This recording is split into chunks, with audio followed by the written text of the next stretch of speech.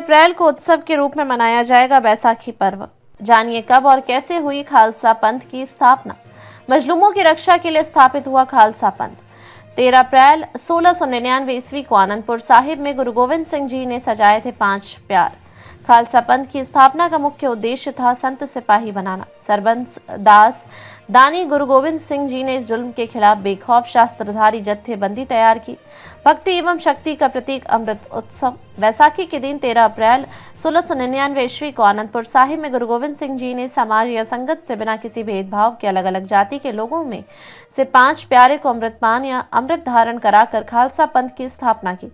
तत्पश्चात उन 5 प्यारों को गुरु का रूप मानकर स्वयं भी उनसे अमृत धारण किया और समूह संगत में यह उदाहरण प्रस्तुत किया कि अमृत धारण कि हम सच्चे परमात्मा की खुशियों को प्राप्त कर सकते हैं। अकाल पुरख के हुक्म अनुसार गुरु गोविंद सिंह जी ने मजलूमों की रक्षा के लिए खालसा पंथ स्थापित किया और यह हिदायत दी कि असहाय एवं लाचार जनता की आवाज बनकर उनके हक और न्याय के लिए अन्याय के खिलाफ शास्त्रधारी कौम स्थापित की। गुरु गोविंद सिंह जी ने जत्थेबंदी को मजबूत करने के लिए ही खालसा पंथ स्थापित किया।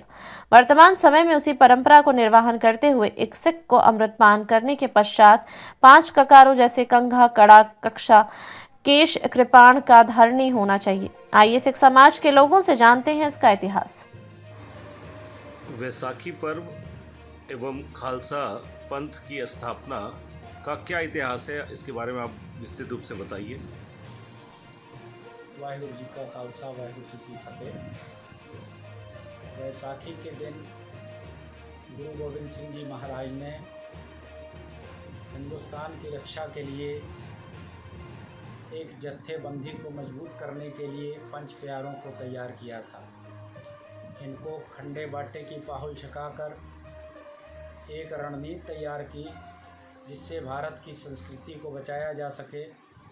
भारत के जो हिंदू थे उस समय औरंगजेब राजा जो बादशाह हुआ, उसने ये कसम खाई थी कि हम इस हिंदुस्तान को टोटल ही मुसलमान राष्ट्र बना देंगे। इस बात पर जब गुरु गोविंद सिंह जी 9 साल के थे तब इनके पास कश्मीरी पंडित चल कर आए।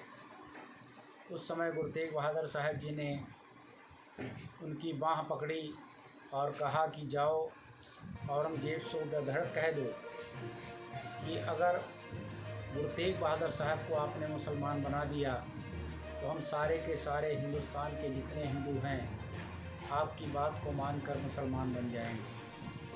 औरंगजेब ने पूरी ताकत लगाई।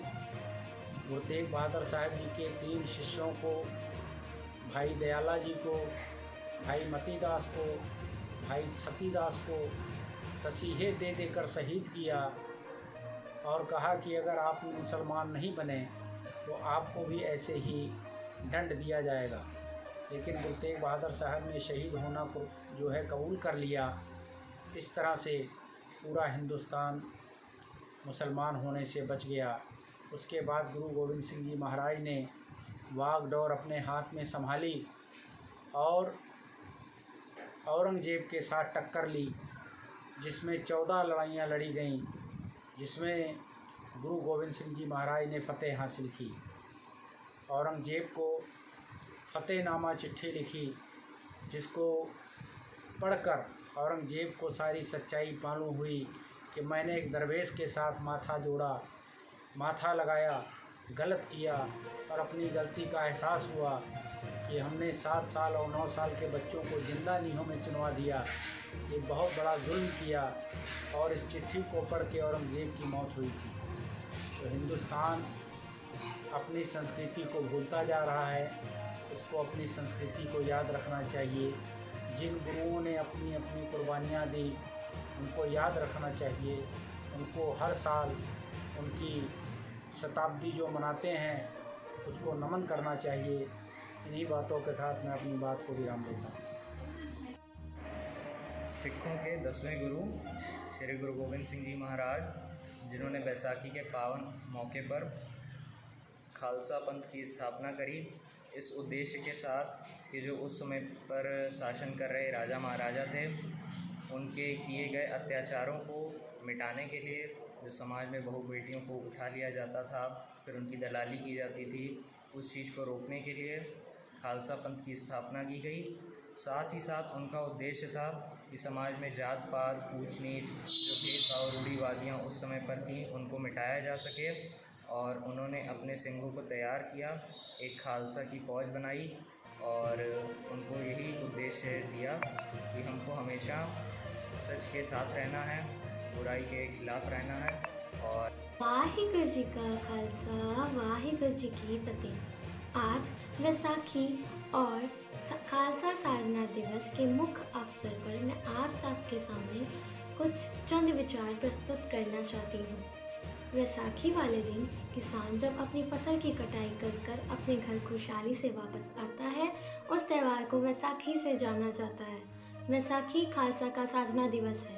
सन 1699 में वैसाखी वाले दिन गुरु गोबिंद सिंह जी ने आनंदपुर शहर में सिखों की परीक्षा ली। उसमें गुरु गोबिंद सिंह जी ने सिखों से सिरों की मांग की, जिसमें भाई दया राम जी जो एक खत्री थे और उन्होंने अपना सर भेंट किया। फिर भाई धर्मचंद जी आए, फिर हिम्मत राय जी आए, भाई मोहकम चंद जी आए और पांचवें साहेब चंद जी आए, जिन्होंने एक एक कर अपना सर भेंट किया और गुरु गोबिंद सिंह जी ने उनको अमृत छकाकर 5 प्यारे का दर्जा दे दिया और उनका नाम अमृत छकने के बाद भाई दया सिंह जी, भाई धर्म सिंह जी, भाई हिम्मत सिंह जी, भाई मोहकम सिंह जी पड़ गया। और गुरु गोबिंद सिंह जी ने इन 5 प्यारों से खुद भी अमृत छका। और गुरु गोबिंद सिंह जी ने उस दिन के बाद से लड़कों के नाम के पीछे सिंह और लड़कियों के नाम के पीछे कौर लगाने की प्रथा शुरू कर दी और उसी त्यौहार को खालसा साधना दिवस कहते हैं। वाहिगुरु जी का खालसा, वाहिगुरु जी की फतेह। वैसाखी पर्व एवं खालसा पंथ की स्थापना कब और कहाँ हुई और इन दोनों को कैसे मनाया जाता है, इसके बारे में आप बताएं। जी, मेरे इन पर विचार कुछ इस प्रकार हैं कि वैसाखी का दौर, वैसाखी का प्रचलन बहुत ही पहले से है। पहले गुरुओं के समय भी वैसाखी को बहुत ही बढ़ चढ़कर मनाया जाता था। ये एक खुशी का प्रतीक है। जब नई नई फसलों का कटन होता था तो सारे सिख एक साथ मिलके एक ही जगह पर खूब बड़े स्तर पर वैसाखी मनाते थे। पर जब 1699 की वैसाखी आई तो श्री गुरु गोबिंद सिंह महाराज जी ने इसको बहुत ही बड़े स्तर पर मनाने का सोचा और इसका इतिहास कुछ इस प्रकार है। जब श्री गुरु तेग बहादुर साहब जी की शहीदी हुई तब उनका शीश भाई जैता जी श्री गुरु गोबिंद सिंह महाराज जी के पास लेकर आए थे।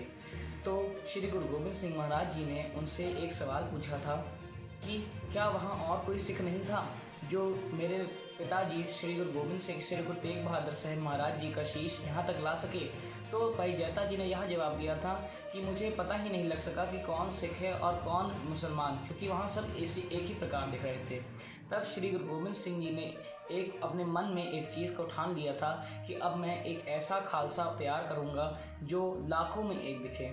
उसका पूरा चित्रण अगर दूर से ही कोई देख ले तो उनको पता लग जाए कि यह खालसा है। इसीलिए श्री गुरु गोबिंद सिंह महाराज जी ने 1699 को एक ऐसा वैसाखी मनाने के लिए सबको चिट्ठियाँ, सबको संदेश भेजे कि इस बार वैसाखी कुछ अलग तरीके से कुछ बड़े स्तर पर मनाई जाएगी। इसलिए महाराज जी ने भारत के विभिन्न राज्यों में चिट्ठियों के माध्यम से संदेश भिजवा दिए। पूरे भारत के अलग अलग राज्यों से, अलग अलग क्षेत्रों से उस वैसाखी में 1699 की वैसाखी में लोग आए। सारे व्यक्ति एक जगह श्री आनंदपुर साहिब में आए। उस वैसाखी को समर्पण महाराज जी ने सबसे पहले एक ऊंचे स्थान पर खड़ा होकर सबसे पहले सिखों को वैसाखी की शुभकामनाएं दी। उसके बाद उन्होंने कहा कि इस बार की वैसाखी में कुछ अलग होने जा रहा है और यही कहते कहते महाराज जी ने खालसा पंथ के लिए एक शीश मांगा। वहाँ पूरी सभा में सन्नाटा छा गया। पर कुछ ही देर में पहले प्यारे भाई साहब भाई दया सिंह जी खड़े हुए और उन्होंने पहला खालसा पंथ के लिए अपना शीश दिया। इसी प्रकार महाराज जी ने 5 शीशों की आवश्यकता दिखाते हुए, जाहिर करते हुए 5 शीश मांगे और 5 सिखों ने सबसे पहले अपना शीश दिया। उनका नाम था भाई दया सिंह जी, भाई धर्म सिंह जी, भाई हिम्मत सिंह जी, भाई हुकम सिंह जी, भाई साहेब सिंह जी। ये पांचों लोग अलग अलग जात के थे, अलग अलग राज्यों से आए थे। इन पांचों ने सबसे पहले खालसा पंथ को अपना शीश देते हुए इस खालसा पंथ की स्थापना कराने में मदद की। उसके बाद श्री गुरु गोबिंद सिंह महाराज जी ने इन पांचों सिखों को अमृत छकाया और अपनी जोत इनमें टिका दी, और उसके बाद इन पांचों सिखों से खुद अमृत पान किया। इसी माध्यम से श्री गुरु गोबिंद सिंह महाराज जी ने 13 अप्रैल सन 1699 की वैसाखी में खालसा पंथ की स्थापना की और खालसा पंथ को जुगो जुग अटल कहकर पुकारा। वाहिगुरु जी का खालसा, वाहिगुरु जी की फतेह।